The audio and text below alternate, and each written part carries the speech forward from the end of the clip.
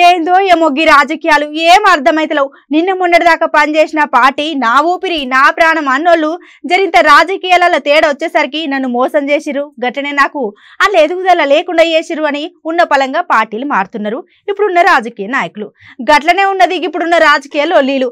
ఇప్పుడైతే పబ్లిక్ చాలా పరేషాన్ అవుతున్నారులా.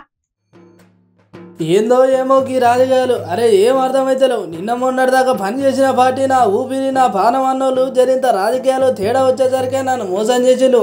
అట్లనే నాకు అట్లా ఎదుగుదలే అని ఉన్న పలంగా పార్టీలు మారుతున్నారు ఇప్పుడున్న రాజకీయ నాయకులు.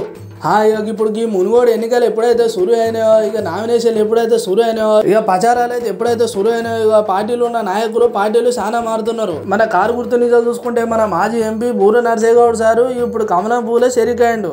ఇక అట్లా చెరికైన 2 రోజులకే మళ్ళీ చేతి గుర్తు పార్టీ నుంచి మన పల్లె రవి సారు టీఆర్ఎస్ కానువ కప్పుకున్నాడు.